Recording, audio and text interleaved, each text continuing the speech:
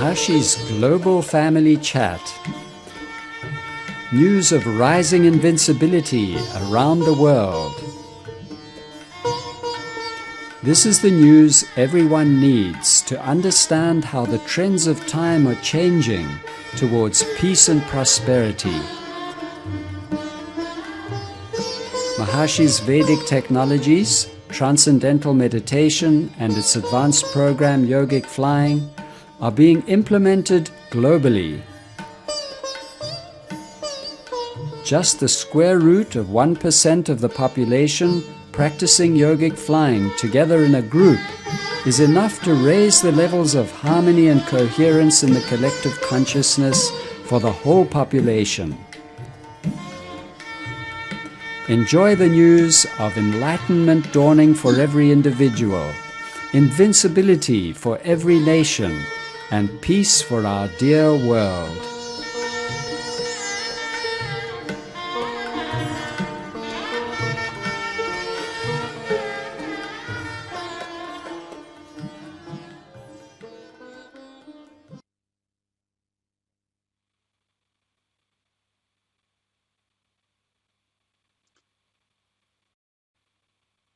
Jai Gurudev. Welcome to Mahashi's Global Family Chat on the 9th of November 2016. One of the most exciting, interesting, and useful areas to see the growth of sattva, of purity and enlightenment in world consciousness is in the area of scientific research. And this evening, it's a very great joy to welcome one of the foremost researchers in the field of consciousness, and that is Dr. Fred Travis, who is director of the Center for Brain Consciousness and Cognition at Maharshi University of Management in the USA, and the chair of the Maharshi Vedic Science Department. Now, Dr. Travis has just recently had a new research study published in a journal called Brain and Cognition. And this study was done with Niazi Parim, and it is entitled, wait for it, Default Mode Network Activation and Transcendental Meditation Practice, Focused Attention or Automatic Self-Transcending. Now, Dr. Travis, we'd like to welcome you again and ask you please to explain to us the meaning of this rather abstruse title to your study. Welcome and please go ahead. Thank you, Peter. It's my great pleasure to be here to speak on the Family Chat again. Let's start with my first slide. That'll let you see what Peter has just said. So this is the plate from the paper itself, Brain and Cognition. Now, most of the words there we know. Transcendental meditation practice we know. Default mode network, it's a physiological way to measure sense of self, inward direction or outward direction. Thank you for that slide. And we'll be using this to answer a question, does TM involve focused attention? Now, for all of those listening on the Family Chat, they're thinking, what? What did he say? Because our experience of effortless transcending is a very real experience. You don't need science to tell you that you begin the mantra, you let go, and then increasing ways of expansion and unboundedness automatically happen. They happen without you trying to have an experience, without directing the mind, without directing attention. Well, unfortunately, this is not the case for the rest of the scientists in the world. This paper was inspired at a conference. It was on pediatrics, and I was talking about drivers of development, how different experiences are necessary to support optimal development across the lifespan. And of course, I brought up the necessity to transcend. Once you've learned language and once you've learned critical thinking, then you have to learn how to transcend your thoughts and categories and just get to being, get to that state from where all of the streams of creativity come. And if you don't have that experience, your development freezes. So I just talked about this, and I talked how it was essential that the march of the mind from active thought to the transcendent is effortless, is undirected, is uncontrolled, because any individual manipulation of the mind keeps the mind active in a localized area. And when it's acting in a localized area, the mind cannot transcend. I thought I was pretty clear and convincing, but the next person who got up started out by focused attention. And he said transcendental meditation is an example of focused attention meditation. I was just floored. So I went up and I asked him afterwards. I told him I noticed he put transcendental meditation in the category of focused attention. Why did he do that? And he said, haven't we had this conversation before that TM is effortless after 15 or 20 years of practice? He says it's like mindfulness. First, it's really hard. And then after 5 or 10 years, you can be mindful of your thoughts. And then another 5 or 10 years, and then you can be aware of awareness. And I realized then that this concept that we almost take for granted, effortless transcending, is something which is not experienced by other scientists, and it needs to be brought out in a scientific way. So that's what the paper has done. Let's bring up the next slide, my second slide. What I did is I went back to our database and I selected 87 people who've been meditating from 1 month or 5 years. So that's x-axis, number of years TM practice. And here at the Brain Center, we also give them a test. It's not a test, it's a survey where they report their experiences of transcendental consciousness during TM. They report experiences of witnessing sleep, witnessing waking. So this is the answer to how frequently do you experience transcendental consciousness during TM practice. And as you see, the ratings can be from 0 to 10. Now 8 is every day. 7 is twice or more per week. So less than every day, but more than once per week.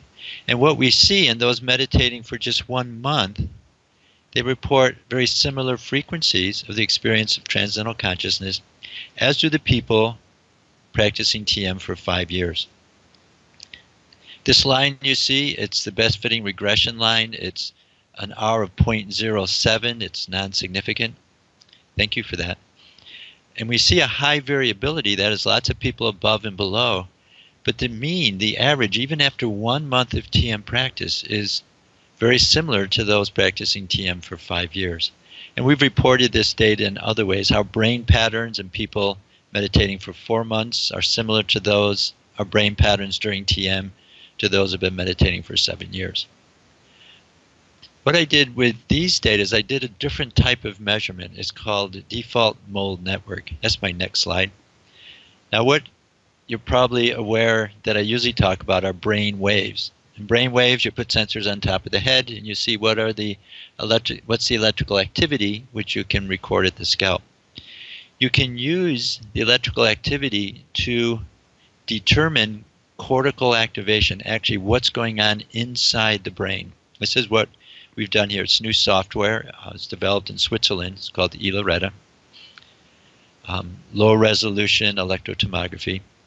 And what I'm showing you here are the areas of activation in the brain in a network called the default mode network. And we see that in the front of the brain, medial prefrontal cortex, also in the back of the brain, these areas of the brain are active. Thank you for that slide. Now, what is a default mode network? It was identified by neural imaging scientists, actually Marcus Raichle, who's just 4 hours south in St. Louis, Washington University. He was one of the leaders in neural imaging. And in neural imaging, what you do is record, it could be functional magnetic resonance imaging, or which is MRI, or it could be positron emission tomography, which is PET, P-E-T. What you do is record these values during a control period. Usually it's a rest period. And then during a second period in which the person is doing a task, and then you subtract the images. The reason you do this is because the brain is always active. And in these delightful pictures of small areas of the brain that are more active, doesn't mean that the rest of the brain is quiet. It means the rest of the brain has a similar level of activation level. And the differences we see may be just 3 or 4% increase, be it blood flow or metabolism. So he would do this. He would subtract eyes closed rest from a task. And what he reported and what he noticed is that these same regions of the brain always became less during the task. And these regions of the brain are the ones in the front and the back part of the brain. And being a very clear scientist, he thought, well, it doesn't make sense. Why would the same parts of the brain be less active when you're doing a noun-verb task or a maze task or a logical rotation task? He thought maybe when your eyes are closed, the brain is not just resting, but there's actually ongoing brain activity there. And this is a default mode network. It's the part of the brain that's active when we're not projecting our attention outwards, we're not thinking, we're not acting, we're not interacting with the environment, we're not planning, we're just sitting. It's self-referral awareness. And what was found is activity in this part of the brain became higher when you would can write an essay about yourself versus an essay about someone else. Let's bring up the next slide. It goes into detail of these brain areas. So these 3 brain areas, the one in the front, medial means in the front. In the middle, medial means in the middle. Prefrontal is the front of the brain, so it's right between the eyes. And this is part of the brain that's self-referential. It's also emotional processing. This is where all emotional activity comes up to the brain. The 2 in the back, one is called the posterior cingulate gyrus. This is getting information from attention areas. It's also getting input from all other parts of the brain. So what this is, it's the attention going through the ongoing brain activity and specifically related to thinking about the self, thinking about awareness. And then the last is this part called the precuneus, which is the very back part of the brain. That's where you create a concrete picture of the world. And when you're actually doing a task, this part of the brain is connected with the prefrontal cortex, so your attention is outside. During an intrinsic task, it's connected with these other areas in the default mode network. So next slide. So what happens to the default mode network activation? Usually, all other meditation practices report that default mode network activation is decreased. What is it during TM? Thank you for that slide. What does it mean that default mode network is decreased? It means that every other meditation is involving goal-directed behavior. You're trying to do something. Whether it's Zen, where you keep trying to keep the mind fixed in some part of the brain, body, heart, or compassion meditation, where you're trying to create a very pure experience of loving kindness, of compassion. These are very specific goal-oriented tasks which you're doing. Or mindfulness, where you're just remaining alert. You're watching as things go. And you're consciously not trying to manipulate or change or question what's going on, just note it and let it go. Whenever you're doing any type of goal-oriented task, whenever you're using the individual mind to control experiences, default mode network is decreased. And let's just see this. The next slide is looking at the difference between eyes closed rest and a task. And these are in our 87 subjects now. I had EEG where they're sitting with eyes closed and TM. And the areas in green you see there are these are brains. The one on the left is from the top, the one in the middle is from the side, and the one on the right is from the back. So you're seeing 3 images of the brain. And what the eyes closed rest task condition is giving us, what is the default mode network in these subjects? Because this is your classic. Thank you for that. This is your classic experimental protocol to elicit default mode activation. You're sitting with eyes closed. You're not doing anything. You're not planning, remembering. You're just aware, self-awareness. The next slide shows the relationship of brain activation during TM relative to task. Again, on the left is from the top, middle is from the side, right is from the back. We see the same areas, the default mode network, are active. They're the same as in eyes closed TM. So next slide. So what does this suggest? It suggests that while every other meditation shows a decrease in default mode network. TM, we shows it remains high. Why? Because TM is not involving individual conscious activity towards a goal-oriented task. The TM is effortless transcending. And I think this difference will be a very clear difference between natural tendency of the mind governing the meditation practice as with TM and all other meditation practices. Now, eyes closed and TM were also interestingly different. So on next slide we'll show the brain activation levels during eyes closed, and these are higher during eyes closed and TM, they're in yellow. Again, to the left is top of the brain, middle is side, right is back of the brain. And what we see, it's the right temporal areas, and these are the areas that have to do with details of experience. Because even though their eyes are closed and are not actively processing, the mind is still going through its mental chatter. The mind is still engaged with activity. It's self-referential. It's more thinking about yourself and what you're doing and how you're feeling rather than what's outside. And the next slide shows what's greater during TM relative to eyes closed. And this is interesting. It's most clearly seen, so again, here we have the three. We have the top to the left. Left is middle, back is right. And we see it's called the orbital frontal cortex. The orbital is over the eyes. This is a part of the brain that has to do with reward anticipation. And theta activity has to do with internal processing. So the attention is turned within. And where is it going? It's reward anticipation. It's moving towards more positive experiences. So this finding, along with DMN activation remaining high, suggesting that transcending is not conducted by cognitive control, but it's an automatic process. It's the natural tendency of the mind. And my last slide. Jai Gurudev. Thank you.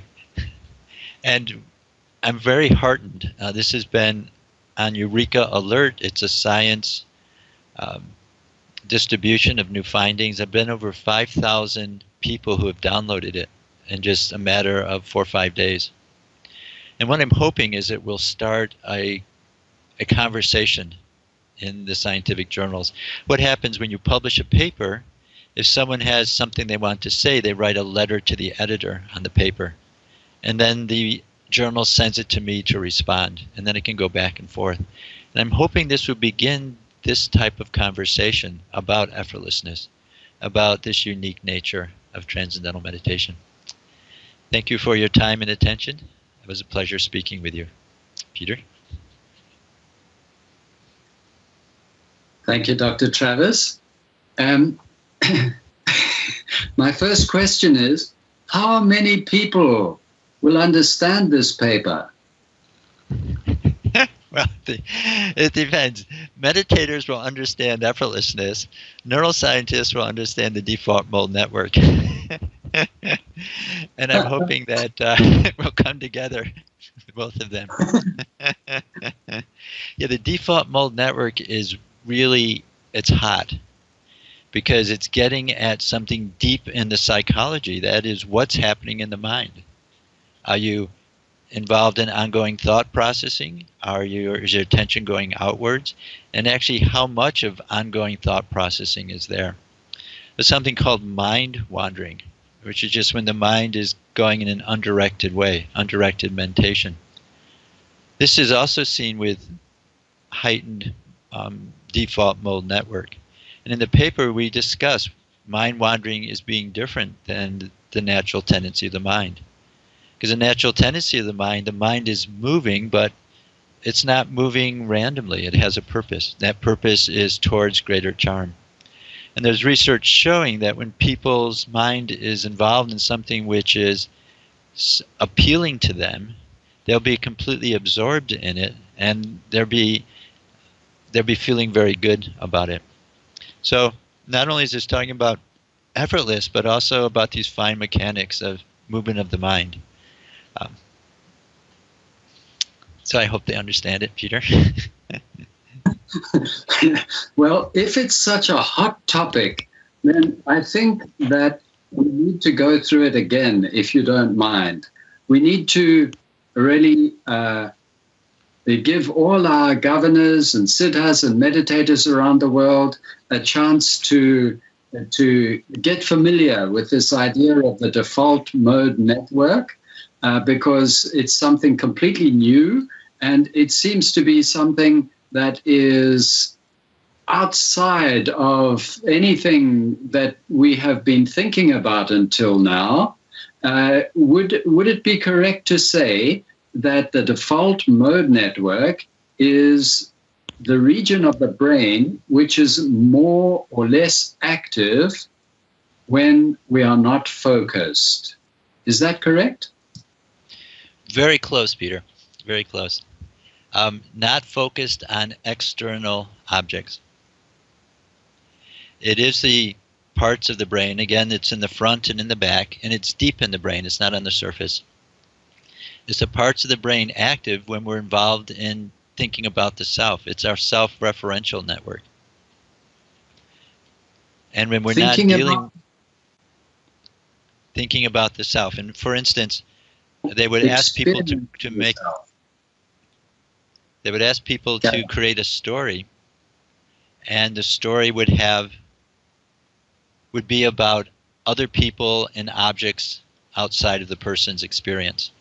And then they would have them create a story which is an autobiographical story.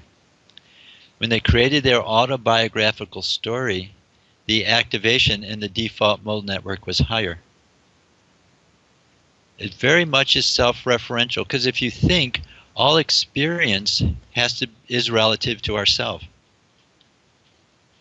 Our attention goes out, but our processing of that experience is relative to who we are. How does the brain support that experience of self-awareness? The default mode network seems to be a large part of that. The default mode network. And one other point, the default mode network is also associated with alpha EEG. So when you see the alpha 1 that we've been reporting on the surface of the scalp, it's tied to activity in that default mode network. Now, you've been using another word that we're not completely familiar with. You're saying that the default mode network is active when we are self-referential. Now, we are familiar with the word self-referral, which means experiencing transcendental consciousness, but self-referential you seem to be using to mean thinking about ourselves. Yes. I was actually using it in the way that neuroscience would use it. So it is small self-referral. But I don't think there's a 0-1 separation between brain structures that support small self-referral and those that report full self-referral. I think it's more of a continuum rather than a 0-1. So when we're finding, for instance, higher alpha EEG, the marker of TM practice, finding that during sleep and people reporting witnessing sleep, I would predict the default mode network would also be higher within itself. It would be connecting within itself. Because there needs to be some stable, ongoing brain functioning to support a stable inner experience of a state of consciousness, even that of witnessing of CC. So self-referential is how science talks about it, and they mean it very much on a relative level. Thinking about your relative self. In a paper in 2010, we found that default mode network activity was higher than during eyes closed rest, looking over a 3-month period. And we began to suggest that these same brain structures may be very important for big self-referral, for the individual thinking mind to be identified with internal consciousness.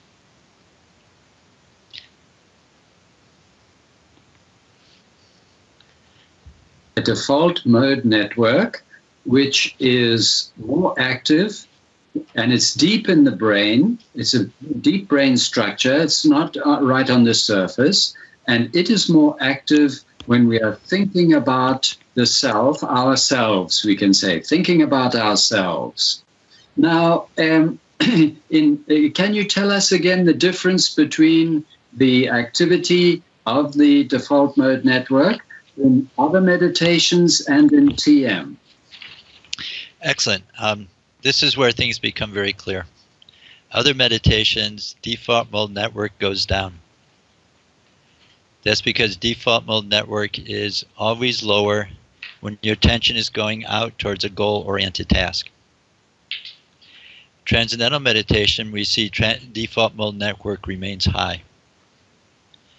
Because first, your attention is not going outside, and second, the mind is transcending, and is transcending guided by increasing charm. And so there's no directing, no individual manipulation of the mind, which is a characteristic when default mode network is low.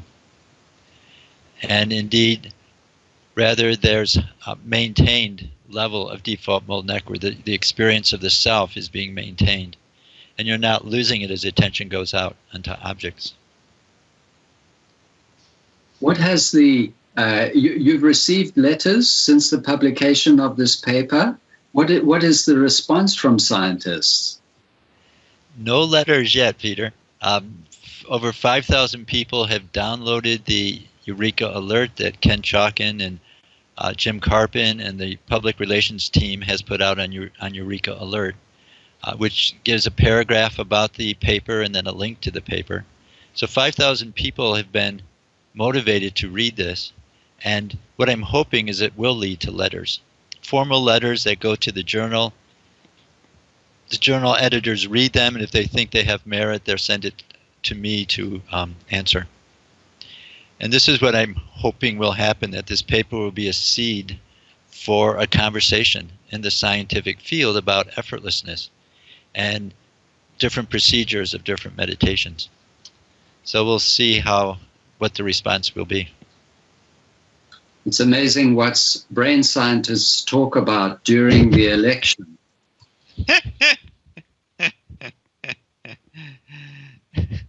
No comment on that one.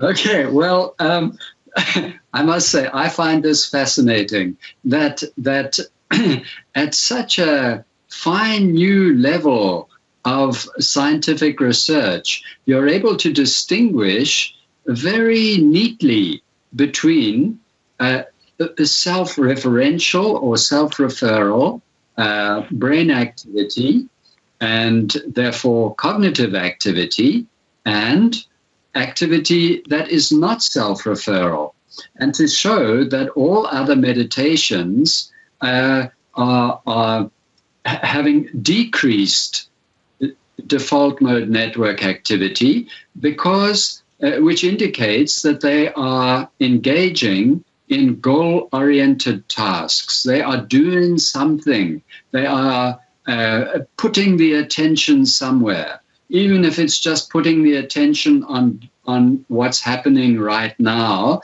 as in mindfulness, or they are focusing on something, but the effect is the same. It's a goal-oriented task, and therefore the default mode network activity is decreased. Whereas in transcendental meditation, the default mode network is increased because the person is more self-referral. It indicates that the person is more engaged with the self. It's such a beautiful thing that is being shown. It must be very satisfying to have reached this point. It is, and my greatest satisfaction, Peter, is hearing your summary of my paper, which is very detailed and dyed in the world of neuroscience, but you've really captured all of the essential points. And also you captured the excitement, which I hope the paper will generate. Thank you. Well, thank you very much, Dr. Travis. It's beautiful. And I hope that that this Mahashi's Global Family Chat will be viewed by all the governors everywhere, and that I wonder if we can, I'm sure that in time, a very simple and usable couple of slides will emerge that they can incorporate in their lectures and in their presentations to show the difference between transcendental meditation and other meditations where it is necessary. Excellent point. And I'll be working with Dr. John Hagelin. When he has the governor courses here every summer, he brings together the scientists, and it's what he always asks. What are the newest findings? What are the clearest ways to present these so that they can be available to the governors? Because we live in an age now where scientific refinement and depth of scientific understanding is almost expected by the public. So I'm very appreciative of what Dr. John Hagelin is doing, is always trying to upgrade and maintain at the highest level the information that our governors have. Now, I wonder if it's worth going into the medial prefrontal cortex and posterior cingulate cortex and precuneus again, what exactly they showed, or would this perhaps muddy the simplicity of our understanding at this stage? I think it would be muddying the understanding. Okay, so let's leave it then and just enjoy this really. Is this really the first time? It seems to be the first time that we really can see in the activity of the brain the difference between transcendental meditation and other forms of meditation. There are other differences because other meditations have different procedures, they have different brain waves. If you focus, you have gamma, which is very fast, 20 to 50. If you're just watching, if you're mindful of your ongoing experience, you have theta. And then with transcending, you have a different brainwave, alpha 1. But this is the first one that looks at something so fundamental as direction of attention. And also it's intriguing because the mindfulness researchers, when they found decreased default mode network, their inference, their explanation for it was, now you're thinking less about yourself. And for them, their ego is the sum of thoughts about their self. So they actually see decreased default mode network as a positive thing. And what the paper argues is default mode network is just fundamentally looking at directing of attention. Is it outwards towards goal-oriented behavior, or is it more inwards on the self? So it's allowing a very fundamental description of brain functioning to differentiate the meditations. So we do have the difference before by overall EEG, but this is adding a much deeper way of discriminating meditations. Did you send the paper to the scientist who triggered it? Actually, I'm waiting until it comes out in print. Right now it's in preprint form. I'm waiting till it's actually a paper, and then I'm going to send it to him. I want to make sure because he's very high in the area of meditation research. I want to make sure there's nothing that happens that might stop this paper seeing the light of day. And then once it's seen the light of day, then yes, I'm going to send it to him and ask him for his comments. It's a very interesting process, scientific research and its acceptance and its exaltation into the halls of scientific acceptability.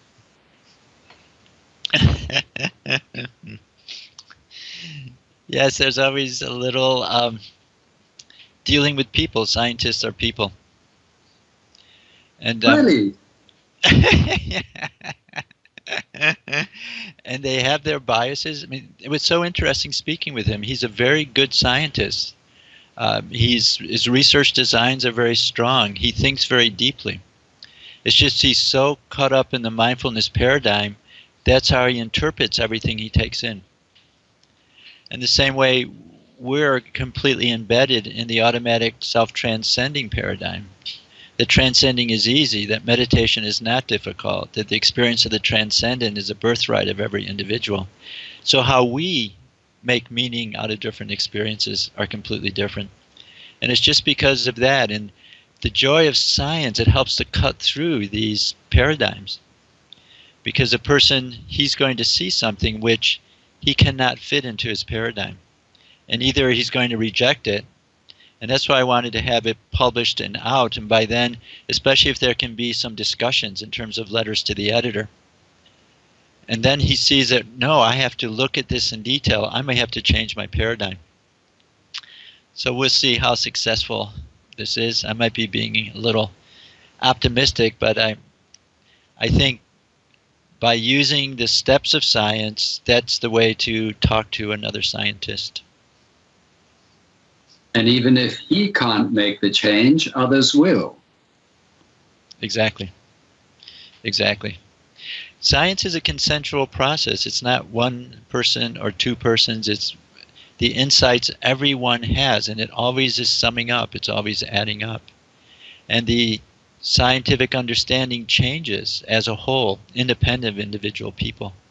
So each one scientific paper is just adding to the direction of what can be the nature of human experience. It's a wonderful step that you've taken. And what's exciting you now? Where are you thinking of going next? Two things. One is looking at the effect of magnetic resonance imaging environment on the EEG. Because neural imaging is it grabs people's attention. But there's a major question if you're lying down and you have earphones on because there's 100 decibel sounds around you, what is the effect on brain functioning? How representative of effortless transcending is neural imaging? So that's one thing that we're doing right now. In fact, we're just setting up electrodes on someone who's come in to be part of the study. The other big thing is looking at the effect of Vedic sounds, Vedic recitation.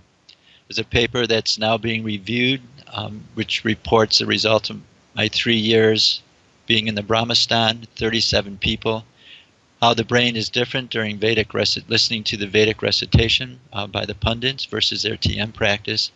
We also have data, what's the difference in brain functioning between listening to pundits live and listening to the DVD of those same pundits chanting the same Vedic literature, to understand the added value of hearing it from the live pundit. And then the last is, it's an ongoing... What's the difference? We're just taking the data, so we haven't analyzed it yet. But once we will, I'll email you and we can report it to the family chat. That'll be fascinating because Maharshi was very strong on that, on live recitation. Yes. And the third one is, it's a longer study involving the People on Invincible America course, where they come in, we look at their brain waves, I talk about their experiences and record it, and then when they have a major change in experience, they come in again, and another major change of experience and come in again. It seems this is the way to explore states of consciousness beyond cosmic consciousness. And rather than looking for groups, follow the unfoldment of experiences in this group. They're a very special group of people. They're completely devoted to research in consciousness. And Prime Minister Bevan Morris has been very supportive of encouraging those individuals to come and have their EEG recorded. And then again when they come back again. So those, I think, are some of the areas that I'm most happy about. tremendously exciting, absolutely wonderful to have that completely devoted group of Vedic enlightened people to do the EEG research on. Absolutely wonderful. And the Maharshi Vedic Pandits. And I wonder, is there any possibility of including some plants in the research of the Vedic recitation, effects of Vedic recitation? We could. I haven't figured out how to take an EEG of a leaf yet. Jagdish Chandra Bose did it. It wasn't EEG, but he did it in, 1900? Yeah, I was tongue-in-cheek, Peter. That would be good to do, especially with the Vedic organic agriculture, where we actually have food being produced, and with the Vedic recitations at the 8 important times of the maturation of the plant. I think that's where we would look at just the character of those plants, the nutrition, the vitality against pests, against cold, the lushness of them, and so on, and compare that with control plants. But it's an important area that, as Raja John Kaunhaus is here more and more, that we should think through how to systematically test. Well, I won't keep you away from your EEG machine any longer. I'm sure you have your next victim there. And it's just wonderful to catch up and feel the excitement and feel the steps of progress being made on the very front of the discipline. And so thank you so much for taking the time, Dr. Travis, to explain this latest step to Maharshi's global family. And I think we'll replay this chat a number of times so that people have a chance to really start to get familiar with the precuneus and the posterior cingulate cortex, because otherwise we are lost. And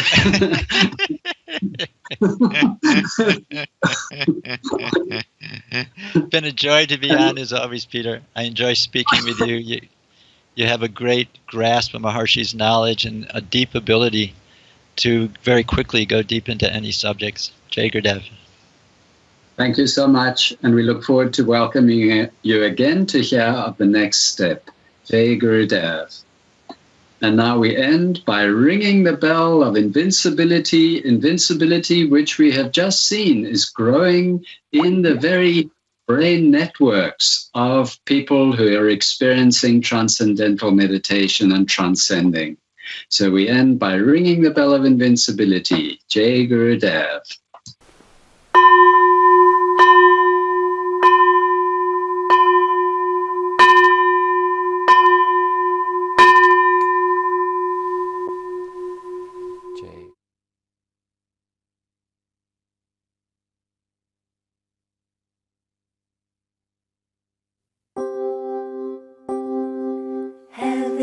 Descending, descending on the earth. Heaven is descending, descending on the earth. Heaven on earth, heaven on earth, heaven on earth. Heaven is descending, descending on the earth. Light of God is bringing heaven on earth. Gurudev's grace is bringing heaven on earth, heaven on earth, heaven on earth, heaven on earth. Light of God is bringing heaven on earth.